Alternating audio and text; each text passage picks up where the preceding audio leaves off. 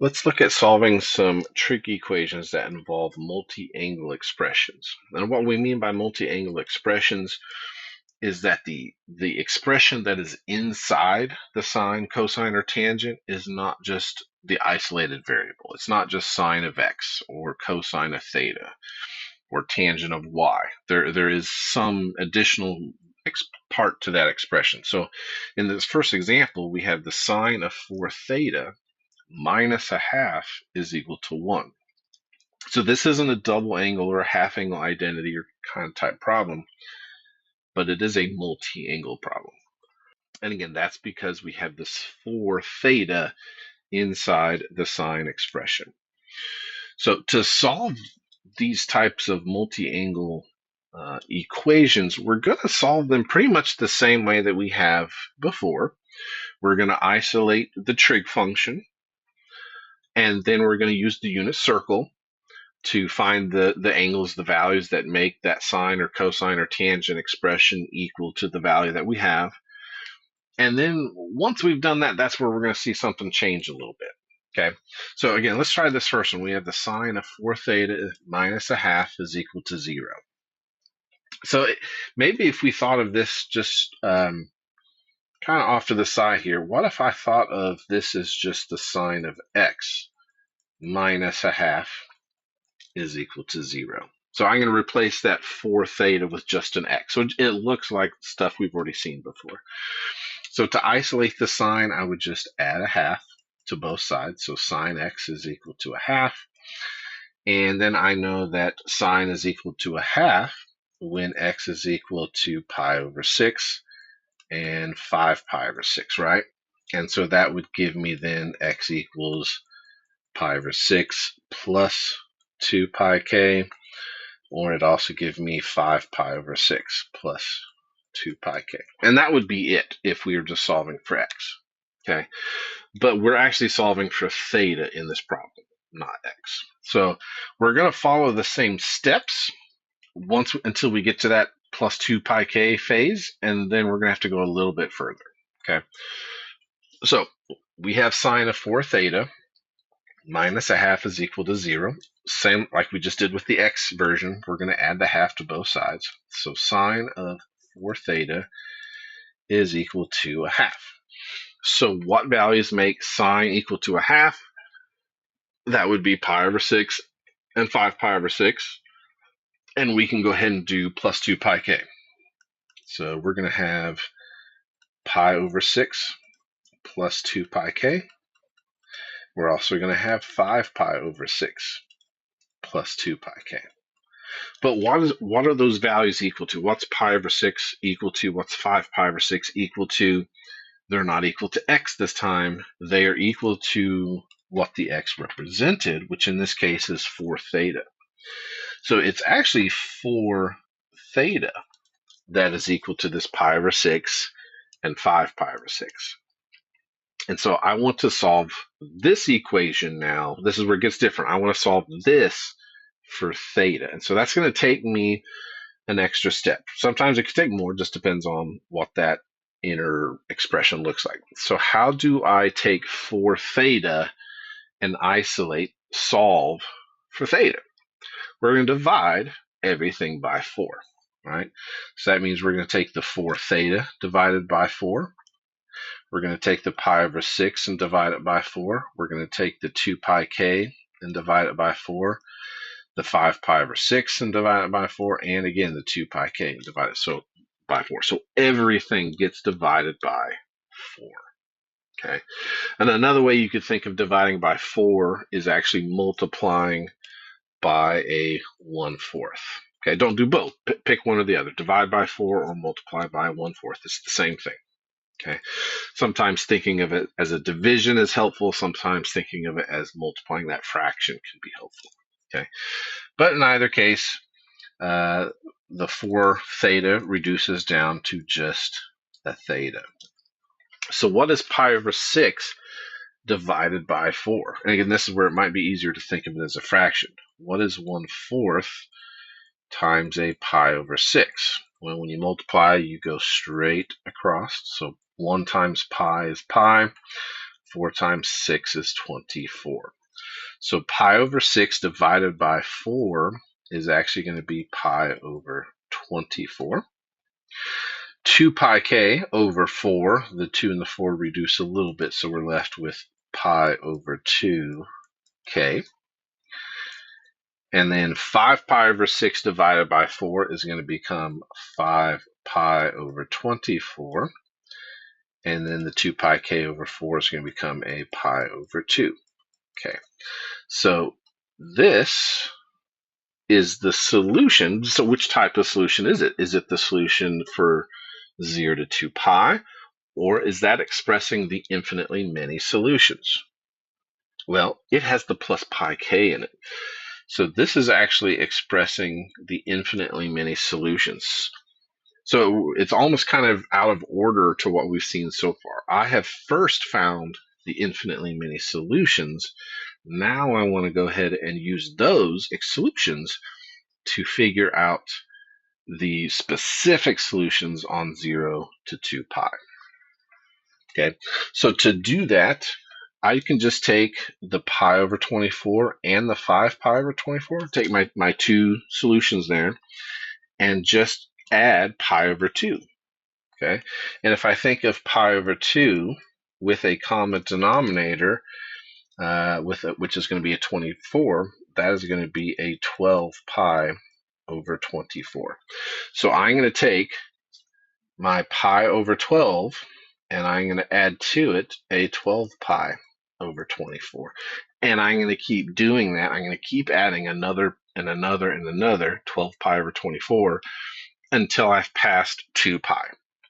Well, 2 pi with a common denominator would be 48 pi over 24. So I need to keep adding a 12 pi over 24 until I've passed, or until I can't go further without passing over that 48 pi over 24. And I'm going to do the same thing with my 5 pi over 24. So we're going to add in a 12 pi over 24. So what does that look like? Let's try this. So theta is going to equal, we're going to start with the pi over 24. And then I'm going to take that pi over 24 plus a 12 pi over 24. So pi plus 12 pi is going to be 13 pi over 24. So again, that is a step. I'm just adding in a 12 basically. And I do that again. We're going to go from 13 to 25. So 25 pi over 24. And then I'm going to do it again, which is going to give me 37 pi over 24. And if I did it again, I would end up with a 49 pi over 24. Oops, that's greater than 48. So this one is not going to be included. Okay, so we don't include that one because it's greater than 2 pi. So I only have to go up through the 37 pi over 24. Let's do the same thing, but now using our 5 pi over 24. So we're going to have 5 pi over 24, and we're going to keep adding 12s again. So we're going to have 17 pi over 24, and then we're going to have 29 pi over 24, and then 29 plus 12 would be 41 pi over 24. And if we did it again, we're going to have 53 pi over 24, but that's too big, so we don't need to include that. So the specific solutions, there's 8 of them this time, the specific solutions on 0 to 2 pi are going to be pi over 24, 13 pi over 24, 25 pi over 24, 37 pi over 24, and then we go to 5 pi over 24, 17 pi over 24, 29 pi over 24, and finally 41 pi over 24. Those are the specific solutions to our equation on the 0 to 2 pi interval. And again, the main thing that's different here is we're going to find the infinitely many solutions first, and then we have to list out the specific ones last. Okay, let's try another example. This time we have 2 times the cosine of theta over 2 plus the square root of 2 is equal to 0. So let's do the same thing. Let's isolate that cosine term.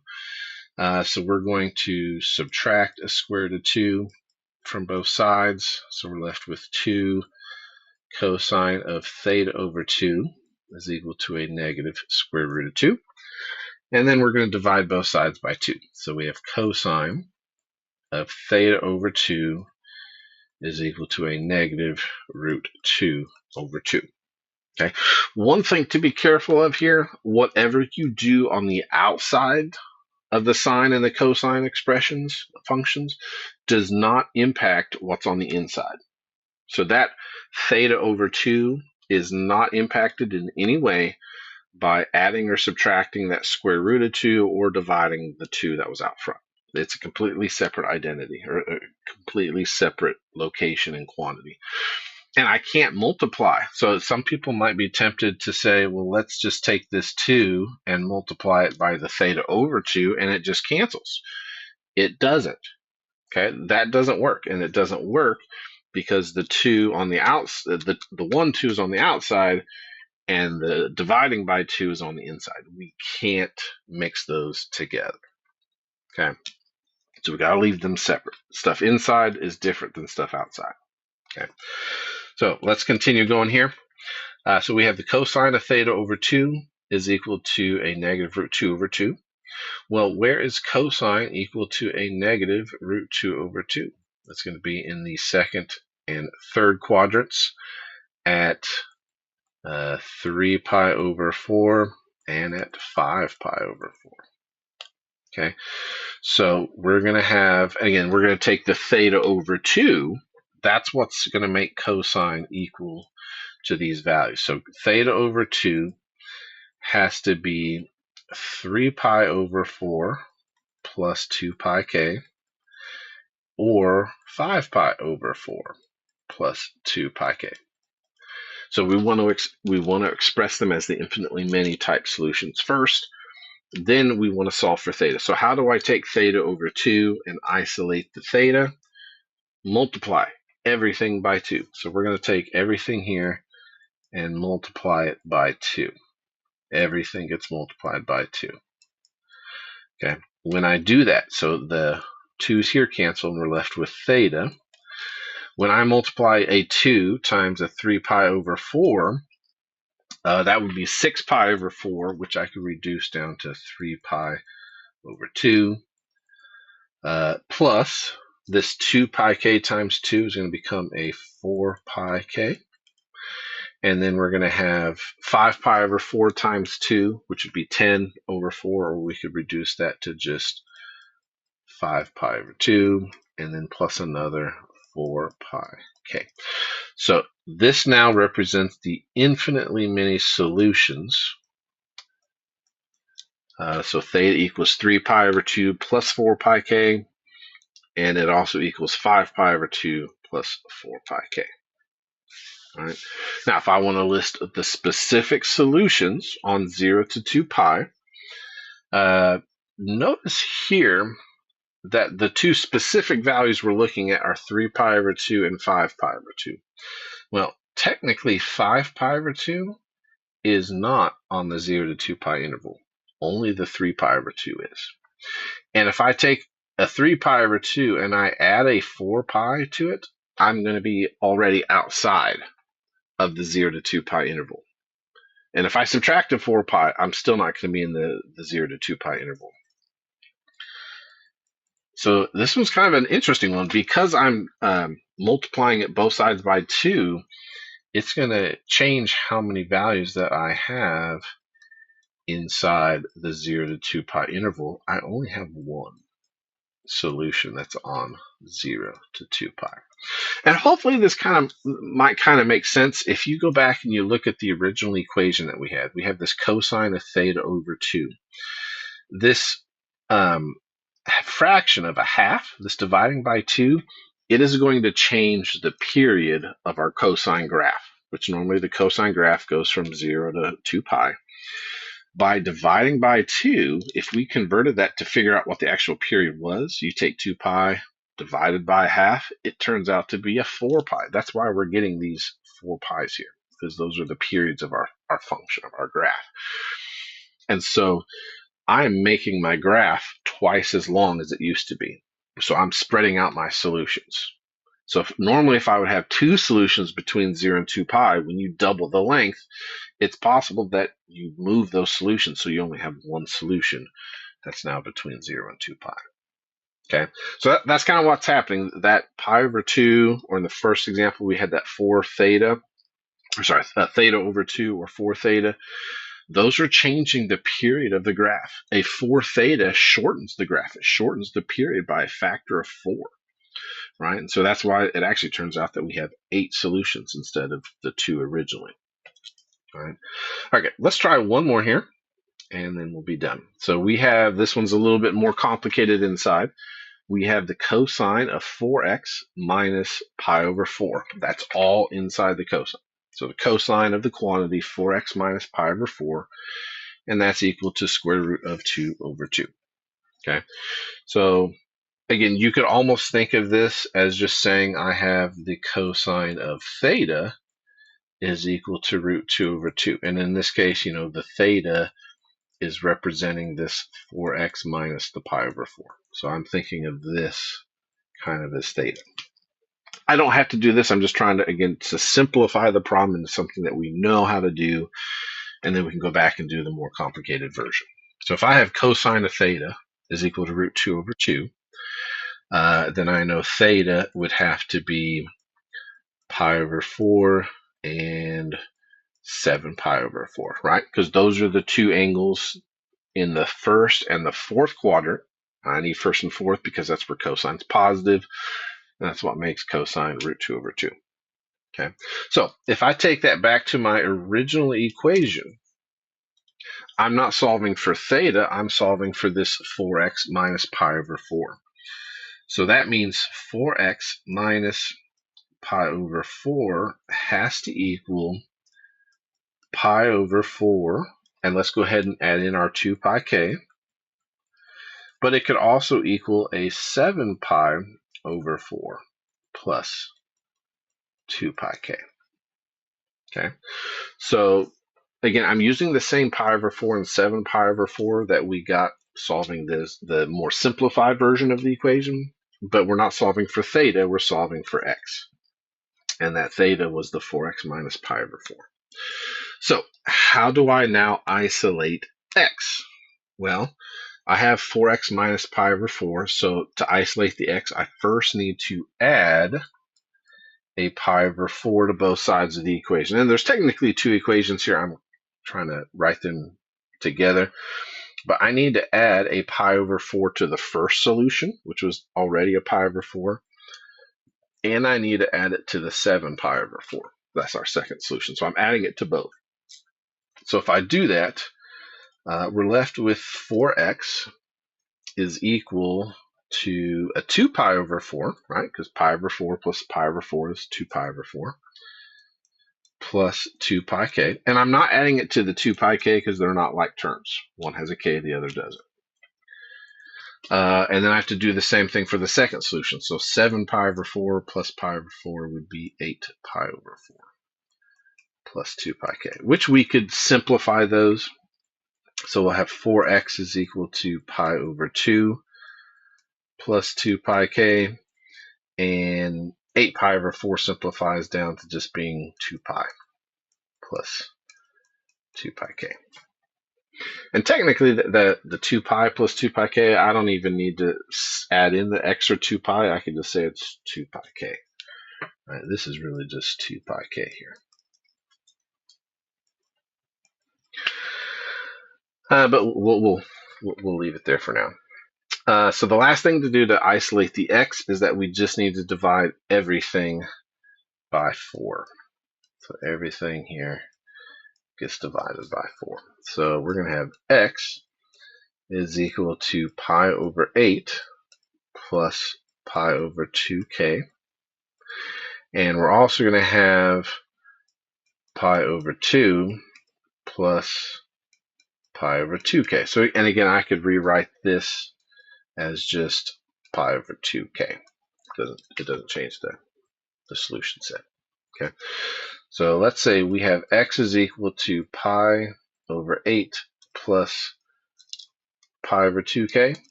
or just pi over 2k. And again, because the k's are in there, this is expressing the infinitely many solutions, all of the solutions that we could possibly have. And so we want to think about what happens if we look for the specific solutions, okay? So to find the specific solutions, I need to add a pi over 2 to the pi over 8, which a pi over 2 would be a 4 pi over 8. So I need to add 4 pi over 8 repeatedly until I hit 2 pi. Well, 2 pi would be 16 pi over 8. So I need to keep adding a 4 pi over 8 until I passed 16 pi over 8. Okay, so just to see what that looks like, again, x is going to equal pi over 8, and then we're going to add in a 4 pi over 8. So pi over 8, 5 pi over 8, 9 pi over 8, 13 pi over 8, and if I kept going, I'd get 17, but 17 is past our 2 pi. It's bigger than 16 pi over 8. So that's as far as I need to go for the pi over 8 part. I then need to do the pi over 2k. This is going to work a little differently. It's still the same thing, but since we don't have a part of this expression without a k, we haven't seen that happen yet. But we're always going to start with k equals 0.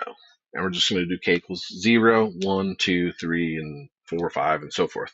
So we're just going to, we always start with k equals 0. So if we looked at the pi over 8 plus pi over 2k, the very first solution was pi over 8, right? Pi over 8 plus 0 means that that k is 0. So this first value here corresponds to k equals 0.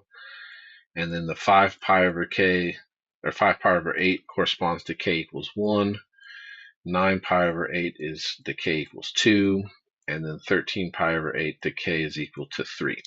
Okay, so we always start with k equals 0, and we start increasing it by whole numbers. Okay, so even if there is no constant value, so in this case we have just pi over 2k, it's not something plus pi over 2k, we can still get a solution.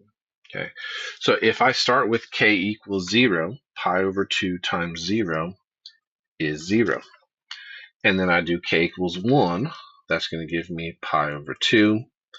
If k is 2, then pi over 2 times 2 is pi.